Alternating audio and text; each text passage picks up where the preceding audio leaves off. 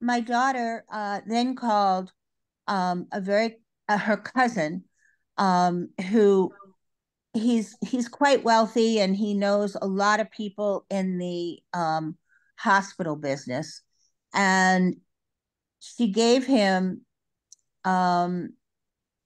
he gave her the number of Dr. Chichoa. He's the doctor at NYU Langone, and he only does lung. That's all he does. And so he's very difficult to get an appointment with. But again, we're dealing with my daughter. So she gave the name of the person who, and his name was Perlmutter. Perlmutter. His name was Perlmutter. And so the woman said, oh, the receptionist said to my daughter, oh, yes, sure, Perlmutter, yes. Oh, you know him? Yes. Okay. Well, I can get you in about 3 months. And my daughter said, we're talking about my father here. I'm daddy's little girl. What are you talking about? Oh, no, my father has to be seen now. And she said, this was Wednesday. She said, how's Friday morning? And Sarah said, that's wonderful. And I love you for that. And thank you very much for helping us. And so my husband and I went to meet Dr. Chichoa, which was amazing. He's an amazing man. He has wonderful bedside manner. He actually sat next to my husband. And Lee, you want to be part of this? Oh, yes. I'm sorry. It's okay, honey. I know you're listening to everything, right? Yeah. Yeah. So he sat next to him, and he was only wanting to speak to Lee and wanted to hear what Lee had to say and listen to everything he said. And Lee was comfortable. I could see his face. He wasn't uncomfortable. He felt very at ease with this doctor. And the doctor talked all about lung cancer, talked about what we're going to do with Lee, how his case is going to progress, and we felt really good when we left there. So we started making our appointments so that we would have he would first go for X-rays, and then he was going to have what was the other thing that I was going to have surgery. Right. But that was with the surgeon, which was on Long Island. So, all in all, what happened is that Lee went for the surgery, and they opened him up and closed him up because the cancer spread. And so now we have to do something else. And this is when Dr. Chichoa came into our lives. And the rest is history. We are now doing chemo every 3 weeks. And for the first 4 times or 5 times of his chemo, everything was fine. He had a lot of energy. He was feeling okay. And then he started feeling very lethargic, not having any energy at all. And this past time, on the 27th, we had his chemo. He became very sick. I've never seen him like this. His legs were hurting. He felt like he had the flu. And this is quite depressing because we really didn't know what to expect. He didn't know what to expect. This is all new. And this is where we are right now. Well, let me Uh, ask you, did any of the doctors, Lee, explain anything to you about, anything that might happen or that you might feel or anything, any preparation, Lee, at all? Well, yeah, before they give you the chemo, Hmm. they give you a shot of really a shot to take care of uh, the common side effects. So you get that. That takes about excuse me, about 2 minutes or so, which is a big shot. Usually you get a shot of something, it takes 15 seconds. And it's a lot of stuff, but they this was do. intravenous, right, honey? No, it was not an intravenous. Oh, It was just simply a shot. I It was a see. big one. But they give you that, and that is simply designed to ward off the common side effects, and those are nausea, um, and what's the other? Joint Nausea, pain. Joint. diarrhea, Oh, joint pain, diarrhea and Joint pain. joint pain. I don't know about the joint pain, but Well, you have it now. yeah. Um, well, if they gave me a shot for that, it didn't work. Hmm. Hmm. Yeah. Um, Yeah. but and Honey, dizziness you have to come over Hmm. here. Hmm. and dizziness. Um, and that worked pretty well for the first five infusions. They call it infusions.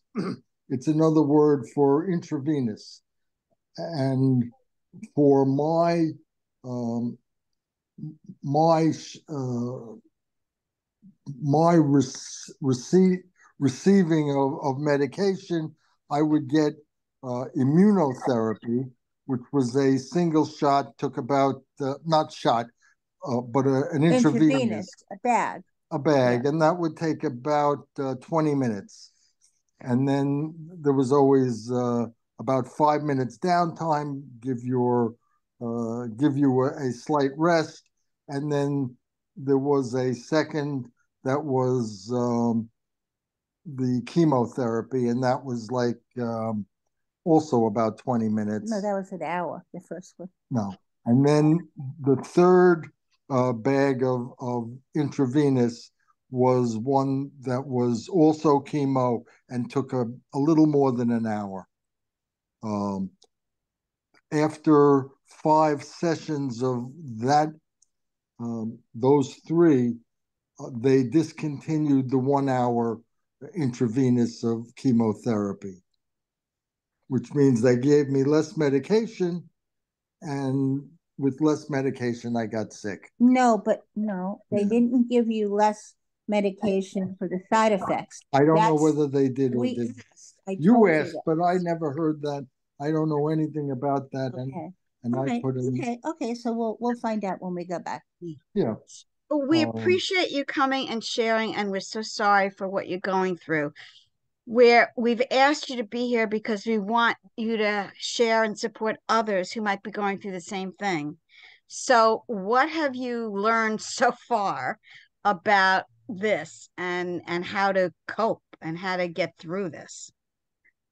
What? well, you really have to report all your side effects, your Honey, can you personal talk into your this? personal side effects to the oncologist in charge. Mm-hmm. um, and you have to ask questions.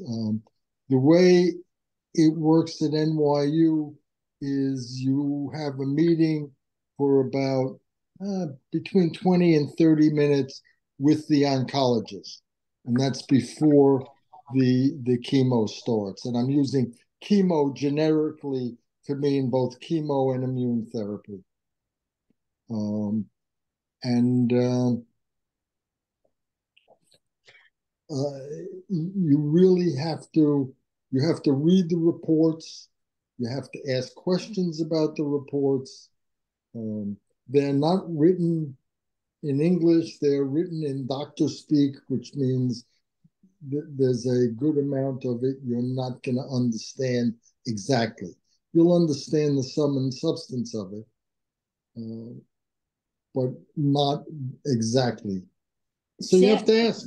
Sarah and I have been keeping a chart of every time Lee goes for chemo, and um, then we keep a chart of what his side effects are and how they're progressing, and that's the 3 weeks until we go for the next one. Um, Mostly his side effects have been, like I said, he was he was a little bit dizzy. He had, but he the first 2 days after the chemo, he had a lot of energy, and then all of a sudden the energy would dissipate, and he would start feeling pretty tired, very tired, falling asleep. I mean, he sleeps. It's just been awful this past time. This has not been the greatest 3 weeks. Now, in between this last week, the last time when he had his last chemo on January 27th, we had a funeral to go to, and it was really very difficult. It was a 41-year-old woman with no reason to die. But, the autopsy didn't show anything either. So it was very painful. This was my other daughter's husband's sister who passed away. And we're very close with the family. So that sort of put a crimp in everything. I think he was not doing well at the funeral, so we left earlier. We didn't stay for a long time. And we left it at 10 o'clock in the morning, and we were home by 6 in the evening, and it was in Connecticut. So the worst part of the chemotherapy that's it. has been um, not so much the nausea or the what is it? That's okay. Take your time, honey. Or side effects? Yeah, the side effect of what? Of the being tired? No, not tired. What? Dizziness? The dizziness. Thank you. I suppose the worst part is the aphasia, where you lose words, but that may be due to something else entirely. But what I have had the worst on was extreme, but I mean really extreme fatigue.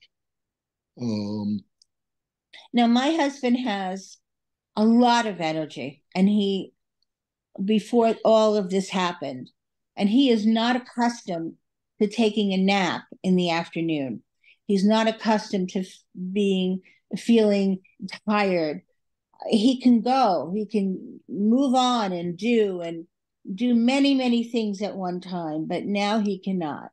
He cannot do these things because it's just too much for him.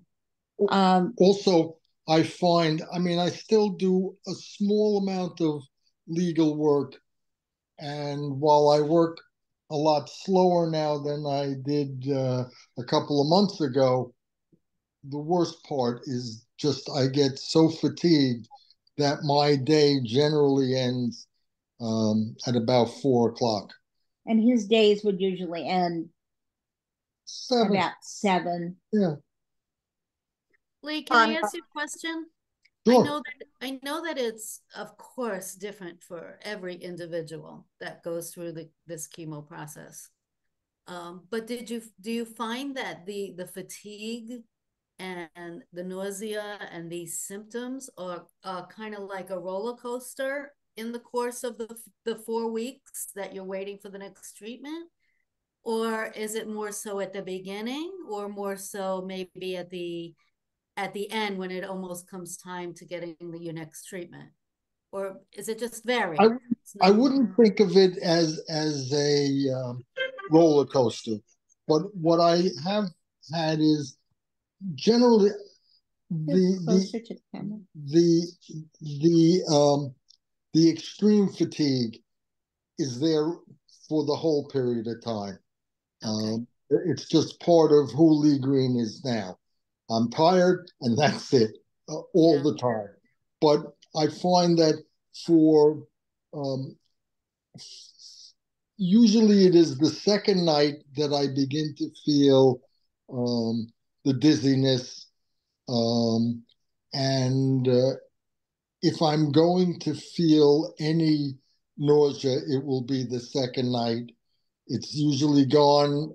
Both nausea and dizziness are gone by the third or fourth night, and this was a bad couple of weeks for him because it was all new. It was different. He had more side effects, and he just wasn't accustomed to it.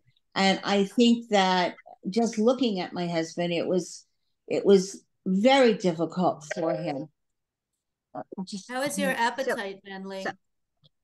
Well, that's part of one of the things is that I lost 32 pounds in about 3.5 months, which I have been trying to lose for the last 20 years.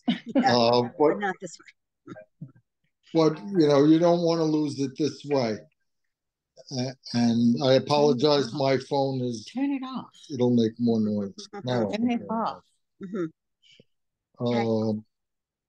There you go, honey. It's off. Okay. That's good, sweetie. Okay. Don't worry about it. So for the people who you're sharing this with, how are you guys coping? Emotionally and everything. How are you coping with this new life here? From wireless caller. Just hang up on it. I apologize. That's all right. The phone's ringing. I'm sorry. Ask me again. I lost. Sure. And by the way, there is something called chemo brain because I went through it with my husband. So there is something. Remember, there's lots of things that are going into your body. All right. And that does affect, thinking besides our age. I asked about how you were coping with this new life and challenge, the two of you. We've been coping, I think, pretty well up until this last week. Last 3 weeks, almost 2 weeks, right? Last 2 weeks, because everything was different, and different things were happening to him. What happened is that I had never seen him like this. I have never seen him sad. This past Thursday, I had a mini breakdown, and we are very blessed to have friends that live 2 doors away from us, and they have a key to my house. And I called them, and I was hysterical crying.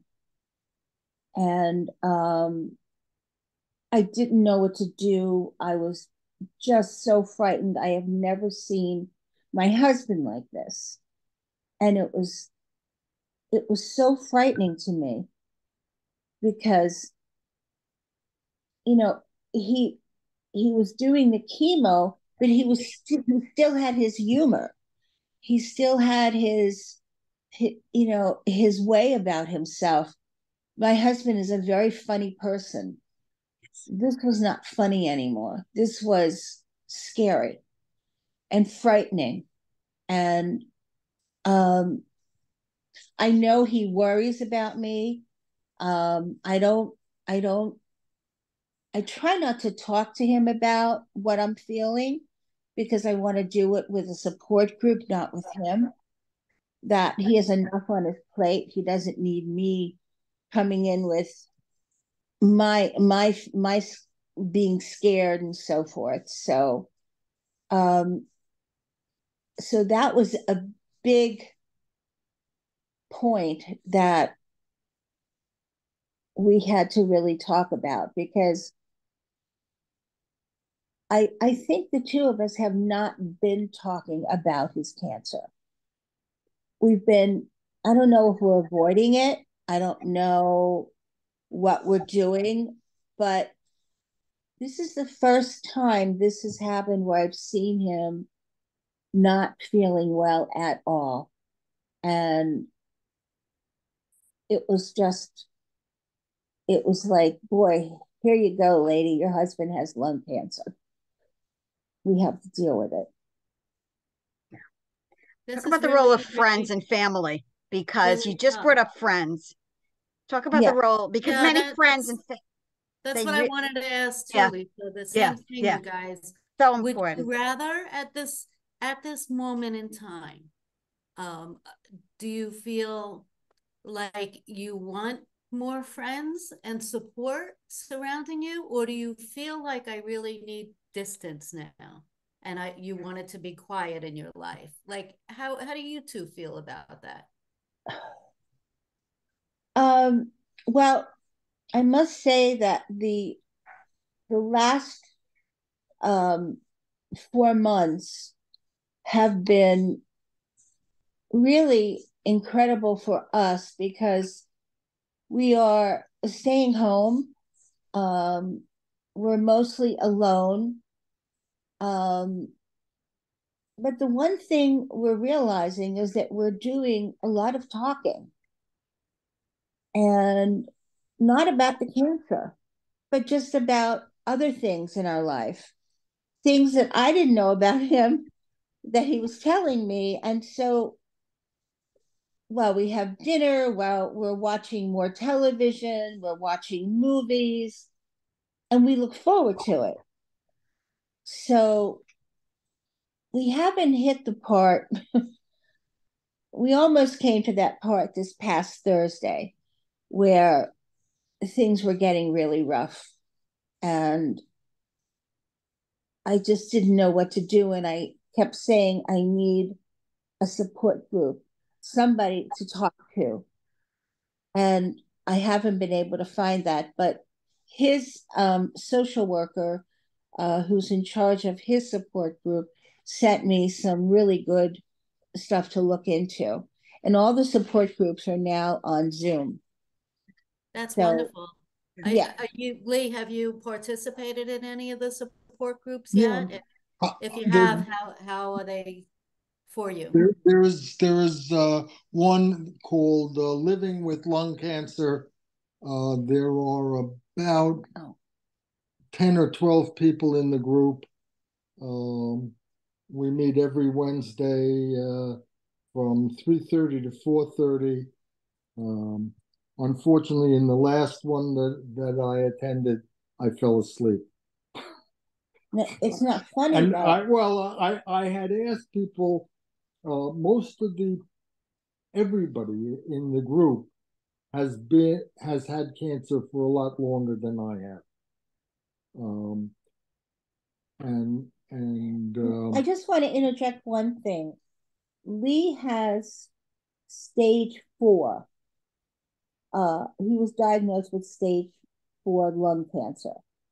Now, the doctor tried to explain to us that the reason why it's stage 4 lung cancer is because it is. You want me to explain this? Yeah, would you? Yeah. If you have lung cancer and it is all located, for example, in the lung, then you're stage 1, stage 2, or stage 3. And the distinctions among 1, 2, and 3, I don't know because it doesn't apply to me and I really didn't care. Stage 4 happens when it has metastasized and at least some of the cancer is no longer within the lung. Lungs are pretty big things, so you could have tumors that are cancerous inside. There are 5 lobes within the lungs, so you could have any one of the 5 lobes, and there would still be room for other manifestations of lung cancer in the same lobe or in a different lobe, and it would still be 1, 2, or 3. But once it metastasized outside the lung, in my case, it metastasized to the outside wall of the lung. So it immediately went to stage 4. Lee, would you mind if I asked you, were you a smoker all your life or no? I had smoked until I think 1987.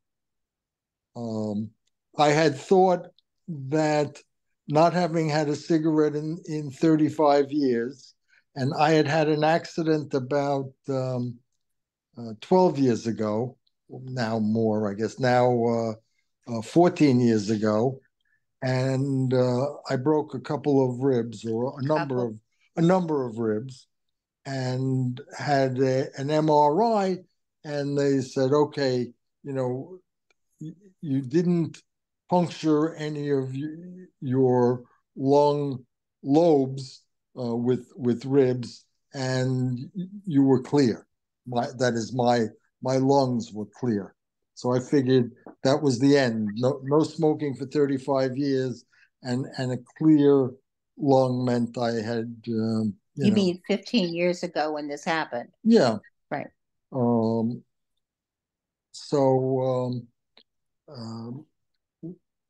I thought that I was home free.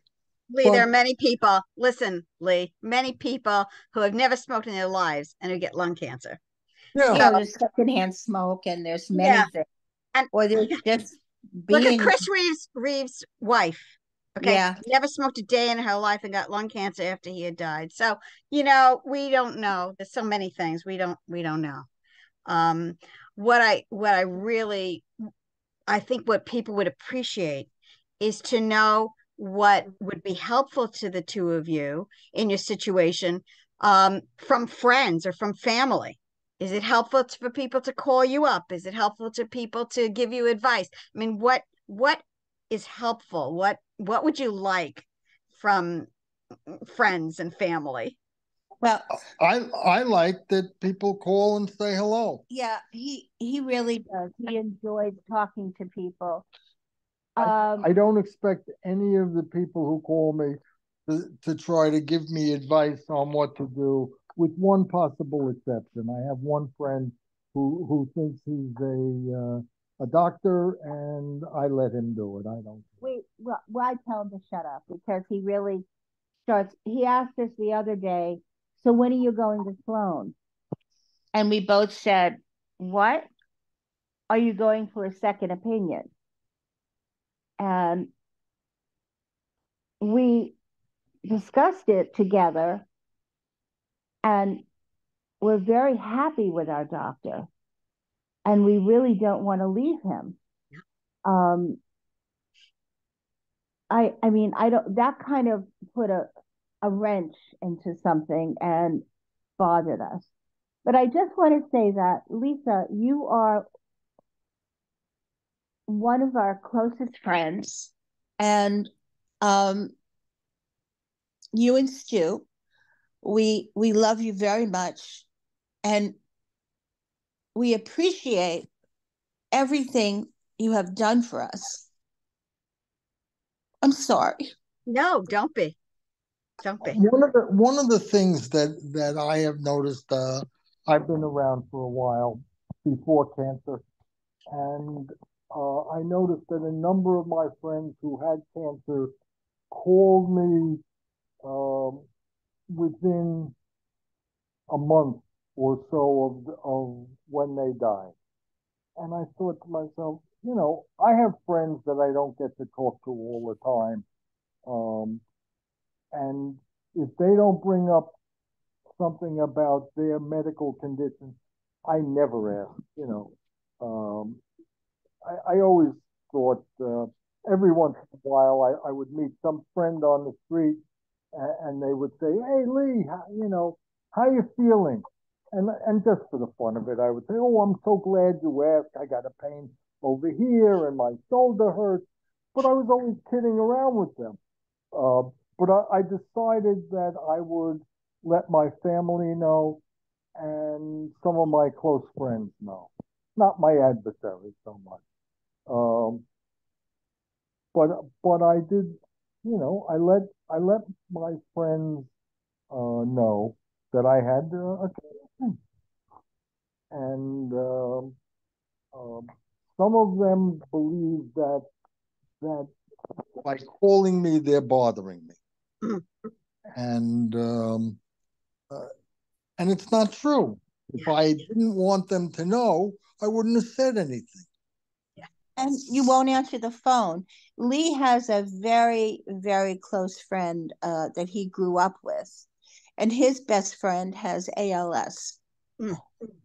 And the two of them talk to each other, and they're good for each other. Yeah, except there were about once once a month at least. I will call and I'll ask him how he's doing, and he says it's been a miracle. He's all better. He's never going to be all better. Yeah. I mean, we both know that. He's getting And, worse. and I tell him, "Isn't that amazing? I'm all better too." And we agree that we're going to meet and go skiing or something that neither one of us will ever do again. Uh, but that's we. I tell you, we had this long conversation about what we plan to do with our newfound health. It was very refreshing. I enjoyed it They thoroughly. really had You did too. It's wonderful that they have each other. And so, and we've been friends with them for over 50 years. They're married the same amount of years we are. So, I want to ask you also, about your priorities. Has it changed anything in your priorities or anything in how you think about things? Because obviously it's serious. Do you see anything different in how you what do you mean? prioritize? What do you mean? Well, I know for my husband and I, because all right, Bonnie became emotional because she was involved with my husband and I in the last months, and we met actually when he already had pancreatic cancer. So, it was a rough time for us, and we are, I mean, he and I talked many times about what the priorities are, and certain things that we would do that we could do, okay, within reason that we couldn't do and all. So certain seeing family or friends or whatever it was that was right for him. And I obviously it's very personal. So were there things that because you have grandchildren and all, were there things that you changed in how you decide to do things or when you decide to do things or anything like that since this has happened? I'd well, like to say primarily no, yeah, except for Bonnie, and that's because I'm if emotional. well, besides the emotional, if she's tired and it was before I had lung cancer, she would suck it up, and if they wanted us to sit for the grandchildren, we did it, which meant Bonnie did it because I've never been good with little kids. Um, so it was primarily on Bonnie's shoulders. Now, if she's feeling tired, I understand she wants to reserve her energy so that our time together will be better, That rather oh, than her. oh, Thank you.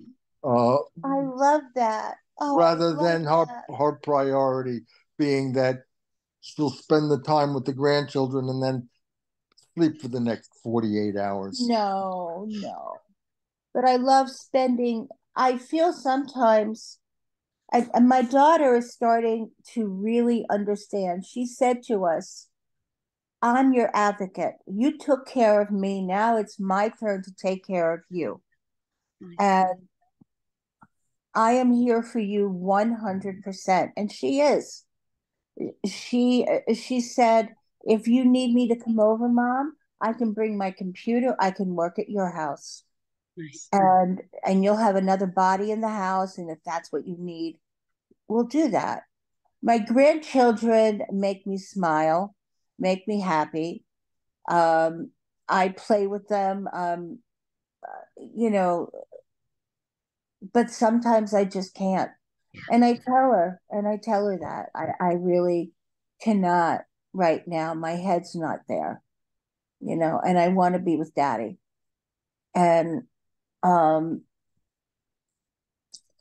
and But it sounds like she's such a good advocate to you oh, that it sounds like that's the most important thing is honesty.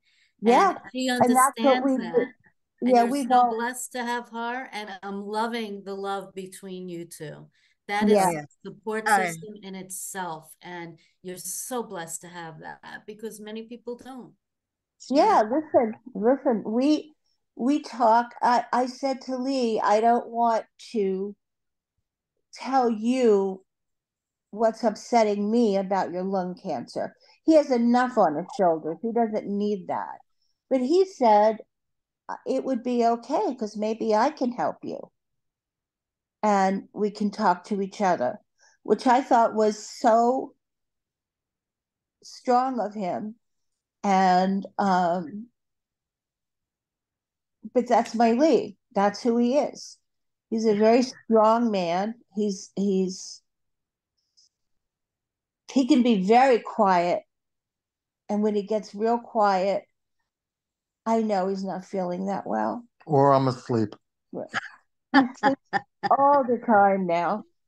And I watch him sleep, I cover him. I just I told him I'm here for him and only him. And that my life now is consumed with what is going on in his life. And so I've been making all kinds of different meals, um, all kinds of, uh, you know, some of the meals have been really good. Some have been a little, but most of the times they're really good. I've been using a lot of sprouts. I've been using a lot of proteins. So I want to keep him healthy, and I'd like to see him gain a few pounds back. So um, that to me is important. And I'll ask him, "What do you want for dinner?" And he'll say, "Oh, whatever you make, honey." You know, and and we just, we used to drink wine. We're not allowed to drink alcohol at all during his cancer period. They prefer us not to drink the alcohol, so we don't do that. And although at the funeral he had somebody gave him a beer, and he said, "Oh my God, this is so good." I don't know whether it was good or whether it's just not having had a beer in 4 months that made it taste that much better. Sure, sure. It means the world to us that you're here and sharing such personal, you know, feelings and situations and all. For those people who are watching, do you have any advice for them who are going through some of this or even starting a diagnosis? At this point, do you have anything that you could give them advice about? Yes. Go ahead. The most important thing you have to do is you have to be honest with one another. You have to express your feelings as difficult as it may be. You must express yourself. You also have to remember that when your spouse has cancer, it's something that he or she may not be able to talk about right away because it's new to them. I feel very blessed with him in my life. I adore him. I love him so much. I will do anything for him, anything he wants. And I always said to him, no matter what you want, you tell me, you wake me up in the middle of the night and say, I don't feel good. That's what I'm here for. And I want that to be. And he did that. And he felt better after he did that because there's somebody here who's here to take care of him and who wants to take care of him. If you begin to like fight about it, then you've lost everything. There's no fighting. And I myself have to realize that my husband has cancer. He has lung cancer, and it's not easy for him. His life has changed. So I too have to change. And even if you're tired of listening, or don't ever say to your spouse, oh, come on, you already said that. Fuck you, man. This poor guy can say whatever he wants. Seriously, the other person has to just upper lip, just you listen to everything they have to say. And if you have to repeat things, repeat it. What's the difference? But let him get his expressions out. It's really important to listen to everything he says. Bonnie, that's beautiful. Great that advice. Is such great advice to give another couple that's going through the challenges that you're going through. Yeah. I guess I should put in my 2 cents on this. Yes, I'd like to hear your 2 cents. I'd like to hear. Yep. While, knowledge that you have lung cancer really has 2 planes, as it were. And that is, one is the physical. You have lung cancer. I don't cough all the time. I am not spitting up blood. If they didn't tell me I had lung cancer, I would just think that maybe I was overtired or something. So it is not all consuming. I don't know that I have lung cancer 24 hours a day, 7 days a week. I am aware of it, however, emotionally or mentally. I recognize that there are things that I can't do, or I don't trust myself to do well, that I used to do all the time. And I still get calls to be represented by people. For the most part, I turn them down just because I don't want to do it anymore. And that's part of it. And the other part of it is that I don't trust my reactions to certain legal arguments, etc. I'm more concerned that standing in court, the judge will ask me, well, what do you think about this? And my response would be, it's all bullshit, Judge. Don't worry about it. But the point is that,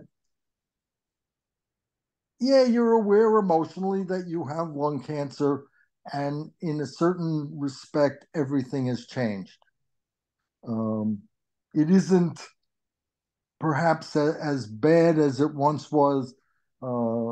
Previously, the knowledge that you have lung cancer was just a delayed death sentence, which it isn't anymore. And you can get immune therapy and chemotherapy, and they can keep it up for years and years. I've spoken to many people who have had lung cancer for 10 years. There's I, one other thing I want to bring up, which I think is really, really important for couples: sex. oh, It's please very do. important. Um, at first, I would look at him and I would say, well, how do I do this? Do I be super gentle? What do I do?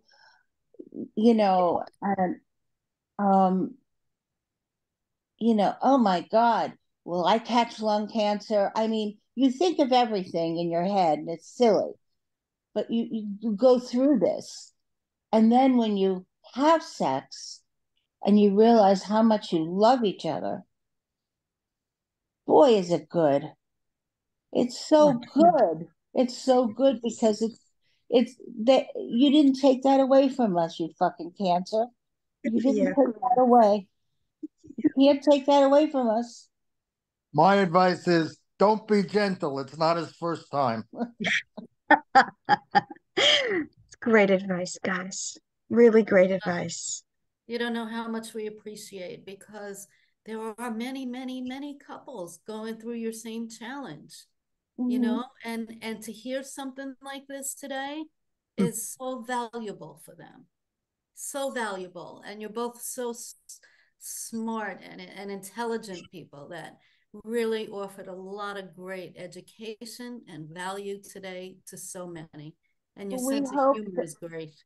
And such a we loving, wonderful couple. oh, Just Yeah. great human being, both of you.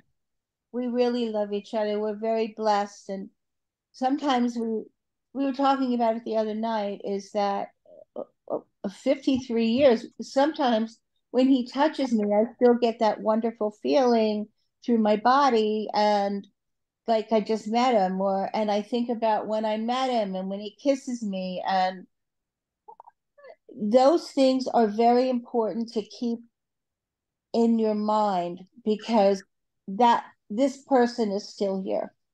This person right here is still here, and his beautiful kisses and talking to me and being funny, he's still here with me.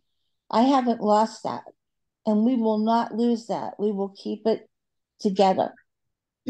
Where's your shovel? Oh, Beautiful guys. You're, oh, Beautiful you're making guys. you're making Lisa cry I now. Come am. I on. am. They know. I am crying. Oh yeah. Big time. Yeah. I'm sorry. Thank you Well, we so much. appreciate it. I Thank you. I want Susan to tell you what she does because it's really interesting work, especially at your stage or any stage. Susan, explain a little bit about what you're doing in the legacy work that you do. Well, I work on a legacy book, and it's really the story of your life and your memories and experiences with your family and your loved ones. But even before that, when you were young, and I start out when you're 5 years old, and what did your room look like? And we go through your entire life experiences. And it's a beautiful 4-week project that I started doing with terminal clients. And then many people that were healthy and vibrant started reaching out to me. So I started working with many healthy people doing this. And it's a 4-week project. It's wonderful. You get about almost 100 pages of those pages that you can't tear, so that this book lasts for generations and generations. The generations that you'll never get a chance to meet in your life will have this on their coffee table one day. So one thing that I've been implementing now is I've been training other people to do exactly this, because the vision I got in my head at 3 o'clock in the morning, somebody smacked me on the head and woke me up and said, hey, you can serve many, many, many more people by teaching exactly my project and what I know. So that's what I've been doing lately. And I know, Wow. Lisa, you've been keeping busy with all kinds of groups and Yeah, we had finished off. I tell people that I've lived with death all my life. And Bonnie and Lee know that because it started when my mother died when I was 2. So I understand death, and I also understand life celebration and always making sure that you celebrate each and every day because it's precious. And I didn't need anything else. I certainly didn't need my husband having pancreatic cancer to know that.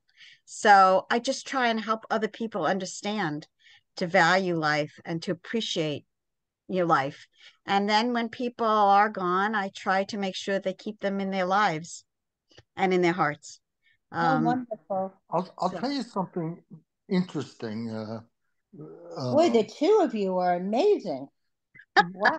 When Thank you, when Bob. my dad was in his mid-80s, my brother, sister, and I got together and we retained the services of somebody who would interview my dad and he would do like a legacy book. right. We didn't call it that, but that was the idea. And my dad could fill in and put in all sorts of things. The problem was that he left things out. Mm. He left things out, and the interviewer did not know him well enough or our families well enough to know that he left stuff out. Exactly, exactly. Can I make a comment on that? Sure. Um, so yeah, that's very possible to do. So with my project, okay, I have certain questions. I have eight pages of questions that, we go through these different types of questions. However, it is a family endeavor. So what I always ask my client at the very beginning is to please reach out to your children or your siblings. And this is my email address. And have everybody send me a couple bullets that you want to make sure that we cover in that book, and that's been so helpful because no, you might not remember every little thing, but guess what? Your daughter or your grandchild or your sibling remembers things that you may have forgotten. So I get feeds and feeds of emails from family members to make sure you go into that or you tap into that. And that's been so helpful in my project because that does help. You're absolutely right. And when somebody I have this project is filled with passion and love. But there are people out there that will just ask you 12 questions that are not open-ended. Mm. And no, you're not going to get all the information in a project Well, like I that. can I tell get you, that. my dad spent some time talking about my brother, his wife, and children, and some additional time talking about my sister, her husband, and their children. What he forgot about was me and Bonnie and Mm. our children. Mm. Wow. Well, let's not get into Exactly. that. Okay. Well, Yes. it was very hurtful at the Sure. time, Of and he course it would wanted to go be. back Of and course. change it, and Yeah. it was set up in such a way that it couldn't be changed once it was set. And Mm. And it's hard to find the right person, but you really need to research, do your research and seek out and find that right person. And also, it is possible, you may not want to do that at this point, but it's possible to take that book and have somebody take that and then to interview you and talk to you about your family members and children and grandchildren, and that can be incorporated into one story. That can be done, just so you know. Is this an expensive project that you do? Um, no, it's not very expensive, but you're welcome to give me a call because I We do would have love to that do price. this. I would Reach love. out, I reach want out. to do My this for phone my number is right children. up there. You see my phone number on the screen. You can write it out. You can write it down. Reach out to me anytime. I'd love to talk to you more about it. Sure. Okay, because my children and my grandchildren, I my daughter, the one who's the advocate who lives here in New York, her children are so sensitive, and um, my grandson, who's 8 years old, if he sees me make a little face or say, he'll come up, Nana, are you okay? Do you feel all right? can I do anything for you? This is the type of child he is. And when I It's was so over, important. It's so it's important, Bonnie, because you know what? Your little grandchildren, they're not going to know you, even like your daughter does, or like your husband does. And they seek out and look for these things. My 19-year-old read a letter that my great aunt sent my mother when she was a little girl. So she would be a great, great, great aunt to her. But at 19, she had a tear in her eye because she said, I want more. This is my blood. This is my history and my roots. And I want more information. So people are looking for it.